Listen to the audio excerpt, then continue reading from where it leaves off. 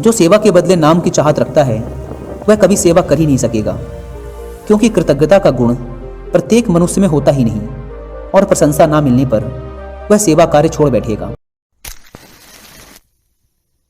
किसी स्थान पर एक महात्मा पर्णकुटी बनाकर निवास करते थे। महात्मा बहुत सीलवान, परम दयालु और निष्प्राही थे। जहाँ वे एक और एकांत में एकाग्रचित होकर ईश्वर का ध्यान करते थे, तो वहीं दूसरी ओर अपने पास आने वाले दुखी लोगों के दुख का निराकरण भी अवश्य करते थे। उनके सद्गुणों और सेवा कार्य से भगवान बहुत प्रसन्न हुए। उन्होंने वरदान देने के लिए एक देवदूत को धरती पर उनके पास भेजा।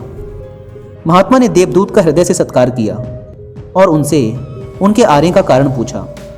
देवदूत ने उनसे कहा, महात्मन, ईश्वर आपकी भक्ति और सेवा कार्य से बहुत प्रसन्न हैं, इसलिए वे आपको वरदान में कोई दिव्य शक्ति देना चाहते हैं। उन्होंने मुझे आपके पास यह पूछने के लिए भेजा है कि क्या आप लोगों को रोग मुक्त करने की शक्ति प्राप्त करना चाहेंगे?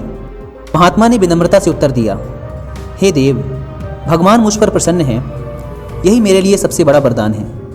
मुझे कोई शक्ति नहीं चाहिए। मैं परमेश्वर के विधान में कोई हस्तक्षेप नहीं करना चाहता। जब महात्मा ने रोग मुक्त करने की शक्ति लेने से मना कर दिया तो देवदूत ने उनसे कहा, तो आप दुष्टों को सद्मार्ग पर लाने की शक्ति ग्रहण करें। महात्मा ने पुनः यह कहकर विनम्रता से शक्ति लेने से मना कर दिया कि पापियों को सद्मार्ग पर लाना आप जैसे देवदूतों का काम है। देवदूत बड़े आश्चर्य में पड़ गए। उन्हें विश्वास नहीं हो रहा था कि महात्मा ने इन शक्तियों को लेने से मना कर दिया था। वे उनकी भक्ति भावना और अनासक्ति से बड़े प्रसन्न हुए।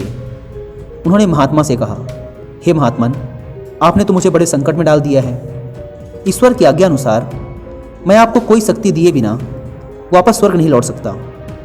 कृपया आप कोई शक्ति अवश्य स्वीकार कीजिए। महात्मा कुछ देर तक विचार मग्न रहे। फिर उन्होंने देवदूत से कहा, ठीक है, अगर आप मुझे शक्ति देना ही चाहते हैं तो यह वरदान दीजिए कि भगवान मुझसे जो भी शुभ कर्म करवाना चाहते हैं वे बस होते चले जाएं। वीडियो को लाइक करके कमेंट में नमो बुद्धाय जरूर लिखें। मैं जहाँ से भी गुजरूं वहीं पर लोग रोग मुक्त होते चले जाएं। देवदूत ने कहा, ऐसा ही हो, और उसने महात्मा की परछाई को रोग मुक्त करने की शक्ति से संपन्न कर दिया। फिर वे वहाँ से चले गए। इधर महात्मा जहाँ भी जाते वहीं लोग स्वस्थ होते चले जाते। ना तो महात्मा को और ना ही लोगों को कभी यह पता चल पाया कि कैसे उनके कष्ट दूर हो गए। महात्मा को कभी इसका बोध नहीं हो पाया कि वह ईश्वर के कितने करीब थे। सेवा तभी सच्ची कहलाती है जब सेवा करने वाले मनुष्य के मन में जरा भी अभिमान ना रहे।